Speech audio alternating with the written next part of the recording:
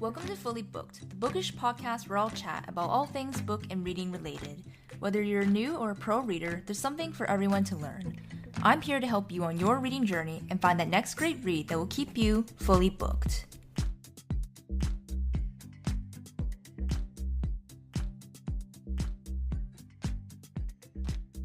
Hello, readers, and welcome to episode 22 of Fully Booked. I'm your host, Natalie, and today's episode will be my January reading wrap-up. So to start off, we're changing things up this month and going forwards for monthly wrap-ups to make things more fun, and also because I want to get better at tracking my most interesting and impactful reads throughout the year. To give a quick verbal table of contents, so to speak, I'll have a monthly highlight section where I highlight some numbers and specific titles before moving into the individual book reviews. I'm also thinking of grouping books together that are in series to free up space in the monthly wrap-ups, as well as make it easier for you guys to find that information if you're interested in some series as a whole, or if you're interested in individual books as well. I'm not sure how exactly that would look yet, if I would do completely dedicated episodes or what. I'm mostly thinking out loud here right now, for the most part. Anyways, besides how monthly wrap-ups are going to go, I feel like my reading got off to a good start with the new year, and I got to a lot more interesting reads this month compared to last month. I will say though, I feel like I wasn't picking up a lot of books I was flying through, but rather reading a lot of books at a more steady pace throughout the month. Which is alright, but I kind of miss that feeling sometimes of wanting to stay up or put all my work aside just to finish that one book that I have on the go. But I did realize that some books are meant to be read a chapter a day and not necessarily all in one sitting, and it doesn't make them any better or worse than those books that you do read all in one go.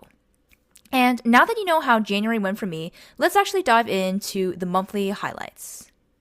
So for those of you who follow me on Instagram, which if you haven't, you should go do that, you likely saw a post I made at the beginning of January called January Hopefuls. This is a new monthly post series that I decided to start this year in order to inspire and help me stick to completing certain books each month and have less mood reading, as otherwise I tend to read the same genres of books for weeks at a time when I can pick whatever I want. Of course, the hope is to complete all the books on this list each month, and to keep it more realistic and attainable, I've decided to have a max of 6 hopefuls a month.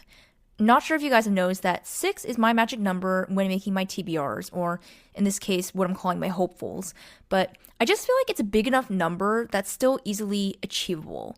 I see a lot of booktubers and other online book content creators who put 10 plus books on their monthly TBRs, and honestly, it's very rare that most of them actually read all of their anticipated books. So I want to set myself up for more success, and I have to say, for the first month of 2025, we got off to a good start.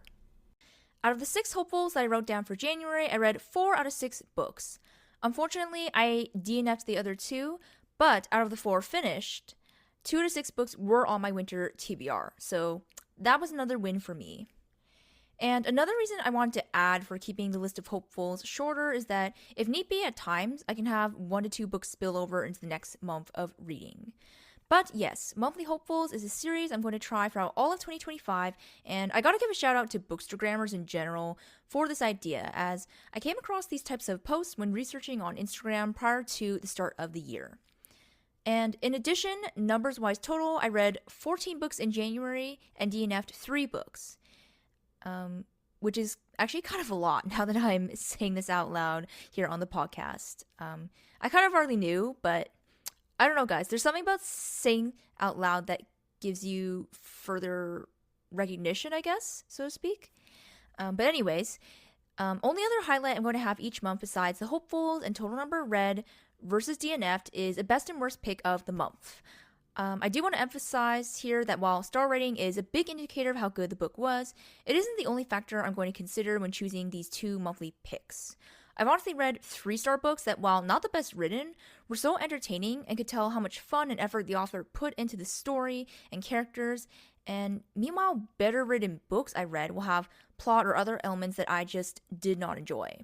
So needless to say that these picks are going to be very subjective, and hopefully keeping track of the best and worst each month will give me some ideas for future episodes. So again, that's something to get excited for.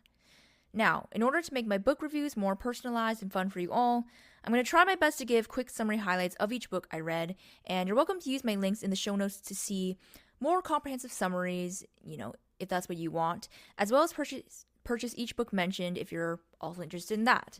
But with all that being said, let's get into some of the books I read in January. Hey readers, I hope you're enjoying the episode so far, and hear me out before you hit skip. I'm so grateful for all my listeners who are with me on this reading journey, and I'd like to ask that if you haven't yet, please leave a rating and review as it helps others find the podcast. Also, please consider supporting the podcast financially as it helps me bring you more exciting content, and you'll get some extras like bonus and subscriber-only episodes, early access to new episodes, and much more. The link to donate will be in the show notes below, or you can go to buymeacoffee.com/fullybookedpod. Thank you so much again for choosing to listen to Fully Booked, and now back to the episode.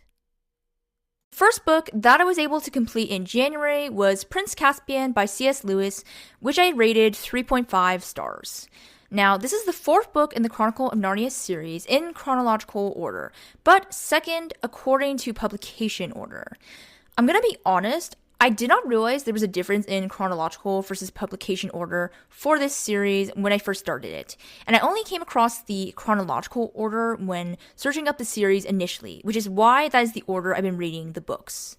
I know certain series people will suggest to read in the publication order, but this one, I feel like it's alright to go either way because each story is technically an interconnected standalone, and you technically don't need to have a lot of detail from the previous book in order to read the next one. That is my opinion at least, but I can imagine some might feel differently, which is okay as well. Anyways, order aside, this book once again follows the four siblings, Peter, Susan, Edmund, and Lucy, as they are transported back into Narnia in order to aid the rightful Prince Caspian in a battle against his uncle who is trying to take the throne of Narnia. And I have to say, I was expecting more from this book and hoping for some redemption after not enjoying The Horse and His Boy, but unfortunately, this book also didn't deliver for me. While I enjoy C.S. Lewis's vivid descriptions of the world, all the talking animals, and the food and drink in this book in particular, I didn't enjoy the actual plot in this book. I felt the narrative style and the order in which the events were told was a bit disjointed for me, and I got confused in the middle of the book who would be narrating at times.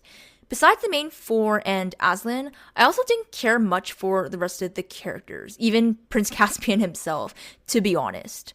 Overall, this book just isn't as impactful as I thought it'd be, which the same goes for the movie as well. I also was a bit shocked to find out that Caspian is only supposed to be 13 in this book, and meanwhile, the actor that they chose in the movie was 26 at the time of filming. Like, how did they go from a boy to a fully grown man? Not to mention that they totally made up the romance side plot in the movie, which is not at all in the book. But anyways, I still want to see how this series ends. It's just a shame that the middle books have been, unfortunately, this unenjoyable for me. Alright, next up in January, I read the entire original selection trilogy by Kiera Cass, which I rated the overall series 3.5 stars, but for each individual book, I gave 3.75 stars for the selection, 3.5 stars for the elite, and 3.5 stars for the one. To be honest, this is a series that I never thought I'd read because the premise never interested me in the past. However, I was looking recently for a super quick series that I could easily get into and wasn't as high stakes, and I remembered how many people were picking up the selection a couple years ago in the online book community. And to give a bit of a summary, basically, this series takes place in a future dystopian America where everyone has been put into 8 castes, which determine your social and economic standing in society, as well as what types of jobs you are allowed to have. And of course, the higher caste you are, the more wealth and power that you have in this society. But every time there is an heir that is up to ascend the throne, a competition called The Selection is held, where 35 girls across the nation are chosen to participate and vie for the prince's heart. So you can think of it as basically the Bachelor Royalty Edition. And in this series, we focus on a young FMC America singer who, is a 5, as each of the casts in this world are literally just go by number. And she ends up getting chosen for the selection. Now, I have to admit, The series started out very YA and fluffy, with more focus on the selection and all the other girls in this competition in the first book. But as we go on, we then progress to learn more and more about this new America, otherwise known as the nation of Ilia, and all the war and politics that built the country. And best of all, we get a bit of a love triangle in this series between America and two other men. Personally, I will say that while I enjoyed this series, I can see how I would have enjoyed this more had I originally read it as a teen. The writing felt geared towards a very young audience and, of course, wasn't the best overall. And I had my personal annoyances with America throughout books 2 and 3, which I find that I don't seem to like a lot of FMCs in YA because they tend to be whiny and or indecisive. But if you are really looking for a book with a fun dystopian setting, especially with the descriptions of the palace and the different events of this competition, then you will love this series. Additionally, it's closed-door romance since it's YA, but there actually was a bit of violence in the last 2 books, but not too much. I think it's safe to say I will be reading the follow-up duology for this soon when I need something to binge and go back to that's familiar. Oh, and I just wanted to add a quick note that I know I already mentioned that actually the series overall was all closed-door romance. I wanted to clarify that if I were to rate it, I would say 1 to 1.5 chili peppers for a spice rating of the romance. Okay, moving on to a very different type of book. I read Brownstone by Samuel Tier and Mar Julia, which I rated 4.5 stars. So it felt like it'd been a while since I picked up a graphic novel, so I decided to give this one a try. But mostly because my hold on Libby came through, and I don't know if I mentioned this before on the podcast, but you can't download files for graphic novels for some reason, which means you have to read it in the browser or in the app within your borrowing period. But I'm glad to report that I was pleasantly surprised with this one. To give you the gist, this is a story about a 14-year-old girl named Almudena who's been raised by her mom her whole life, but finally gets the chance to meet and spend the summer with her dad, who puts her to work helping him renovate this brownstone building that he's been working on. Also, I tried to look up how to say her name, so hopefully I'm not butchering it too much. Anyways, from there, she meets a whole cast of characters in this mostly Latino-based neighborhood and realizes how different she is from them, seeing as she can't speak Spanish and thinking this whole time that she's Mexican, when she's actually Guatemalan. But slowly, she's able to charm her way into the lives of these people, changing the course of their lives as well as her own. And I have to say, I wasn't expecting that much from this book. I thought it was going to be more of a fun story, the way the back cover summarizes it for us. I didn't expect at all to go on a journey of discovering and finding one's identity, related and not related to ethnicity and culture, coming to accept your broken family, and embracing new and found family. I think the author was pretty realistic in portraying Almudena's character and how many emotions she went through in the course of this novel, as to be expected from a 14-year-old. I also enjoyed seeing the other characters forgive and accept each other as well, despite past events that had occurred in each of their lives. Additionally, I came to like the illustration style used in this novel, and I don't know why I didn't really like it at first, and I can't really explain overall why certain illustration styles are more visually appealing to me, but they just are. But yeah, I ended up loving the details in this book, from the way the vibrant Latino neighborhood was portrayed to the expressions on the characters' faces in certain scenes.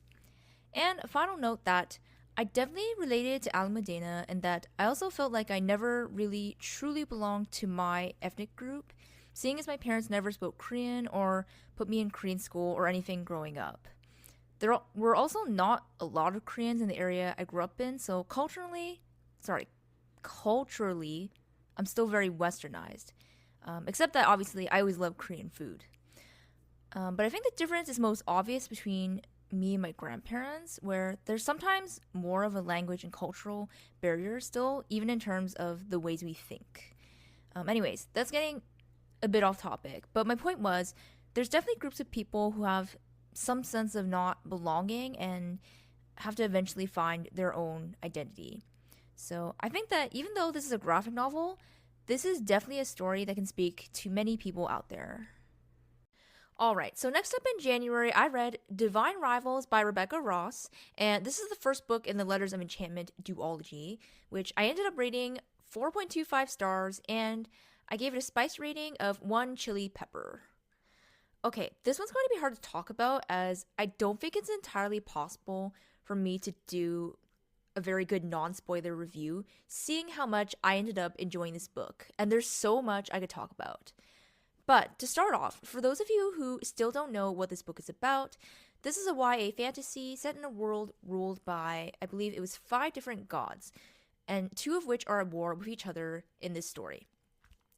And so our story starts off focusing on our young FMC Iris, who is working to get a promotion at the newspaper that she works at, the Oath Gazette, but faces major competition from Roman. Meanwhile, her brother is also away fighting in the war, and she has yet to hear from him. To deal with all her worry, she writes letters to him that magically vanish beneath her wardrobe, not knowing that they are ending up in the hands of Roman. FYI, this is also all in the Goodreads summary, so no spoilers yet. So it's your standard rivals to lovers, you've got male trope, and then you add in the war setting and mythical creatures. And that's all I can say without giving too much away. But I will say that the first half of this book was a bit slow for me plot-wise. But man, when we get to the second half, boy did it pick up, and the ending... I'm so torn between if I need to take a breather or if I should dive right into the second book, because I really need to find out what happens to our MCs.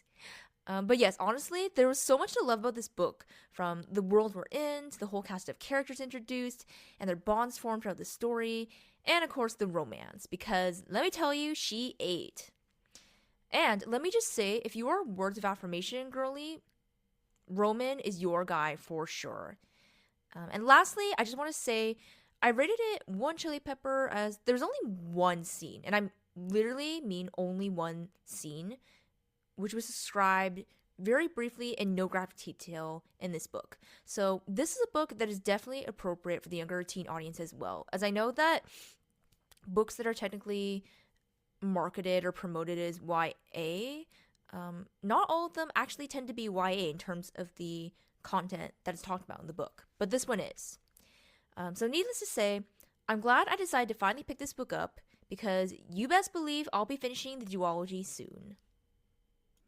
Also, guys, this is going to be the randomest note ever, but I think both versions of the cover say this, but at the least I know on the US cover for Divine Rivals, it has this tagline, "No god, no creature, no war can come between them," which sounds so good, but it always makes me think of the One Direction song, you know.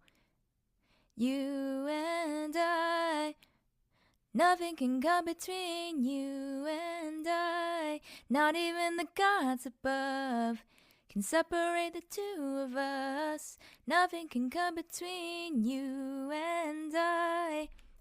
Man, I swear, like, if someone has made a playlist for this book with that song on it, that would honestly be sublime. And if you've read the book already, then you know what I mean. Okay, let's move on to the Improbable Meet Cute series. This is another Amazon original series similar to the Under the Mistletoe series, which I recently just read this past Christmas season. But yeah, I actually read the first 4 books in this series last Valentine's Day, so last February. But I never felt the need to read the other 2 books for some reason at that time. But I don't know, I randomly decided to just pick them up and finish this series this past month for some reason. So I read the last 2 books in this series, which were Royal Valentine by Soraya Wilson, which I rated 3 stars, and I read Drop Cover and Hold On by Jasmine Guillory, I hope that's how you say it, which I rated 2.5 stars. And I really don't have much to say about this series in general. I mean, it's probably similar issues and things as the Under the Mistletoe series. So overall, I probably would rate this series a solid 3 stars. These books, they're all super short novellas, nothing super amazing, but just really cute, especially very cute reads for Valentine's Day, because I believe all of these stories took place on Valentine's Day, if I'm not mistaken, because they were all released last year, again, around Valentine's Day. So yeah, take that as you will. I will say it was nice because the Royal Valentine story was closed door romance. Like basically nothing happens, so it's barely, honestly, like 1 chili pepper in terms of spice rating. And Drop Cover and Hold On, there's a little something that happens in the end there, so I would say it's like 1.5 to 2 in chili peppers if I were gonna rate it. But yeah, I really liked Royal Valentine, like the whole royalty romance theme going on, because they're actually both royals in that one, which ended up being super cute. And Drop Cover and Hold On, I don't even want to say too much about this except that I realized that I just don't like Jasmine Guillory. I feel like this is maybe the 3rd book I've read by her, and whether it's a novella or a full-length novel, her writing is just, I don't want to say it's bad, but it's just, I've read much better romance authors at this point in terms of the way they're able to like describe the scene and the situation and our 2 main characters, and like different emotions that they'll be experiencing, that I feel like I just cannot go back to authors like this anymore. Let's just say that. Alright, moving on to a DNF that I ended up having this month is The Power of Habit by Charles Duhigg, which I ended up rating 3.25 stars. So normally, I won't be talking about most of the books I DNF throughout the year, but I wanted to talk about this one since it was one of my January hopefuls, and I got almost 50% of the way in, which to me is my personal marker to say that I read enough to merit giving a review or some of my thoughts on how I thought the book was. So this book started out well, and I liked hearing about all the different case studies, particularly on the individual level, which isn't surprising as I read this based on the reference/recommendation that was given in Atomic Habits. However, this book got super repetitive with each chapter reiterating some of the same points, and honestly, not all the case studies in the later part of the book were interesting to me. And when I pick up books like this, I need to have some main applications to take away, and I feel like I wasn't getting much new from this book that I hadn't already learned from Atomic Habits, as this one definitely felt more theory-based, so to speak. If you are really interested in the theory and science of habits, then I would still recommend this. But if you're more interested in the applications of habits in everyday life, especially in your own life, I would recommend Atomic Habits over this book. And finally, moving on to the last section of the wrap-up, my best versus worst pick. So out of all the books I read this month, I would say that my best book of January is Beartown, which is no surprise given that I gave it 5 stars. Now, I'm going to save my full thoughts for my winter TBR follow-up, but I will say that Friedrich Bachmann definitely impressed me even more with his writing in this one, which kind of makes sense since this was the first full-length novel that I got to read by him.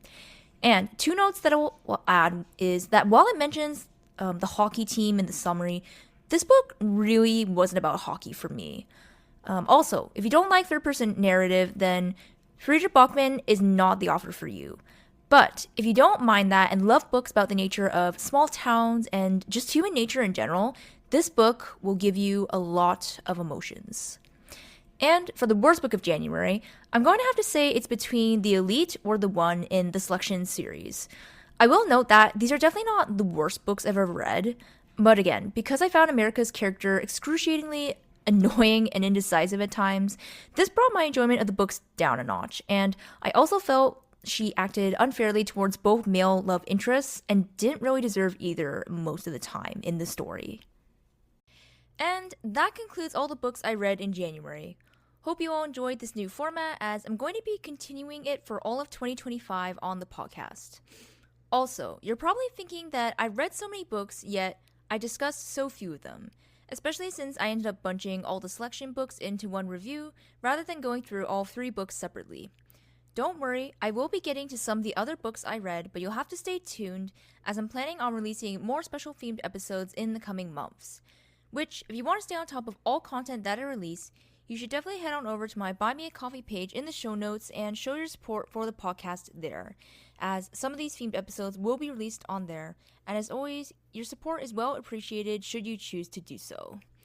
Otherwise, I'd love to hear what was your favorite book that you read in January, so feel free to share via any of my socials below. But with all of that being said, I hope you all have a wonderful day, and I'll see you back here for episode 23. Thank you for listening to today's episode. I hope you were able to take away something, and be sure to follow the podcast for more bookish content. Until next time, stay fully booked, and I'll talk to you soon.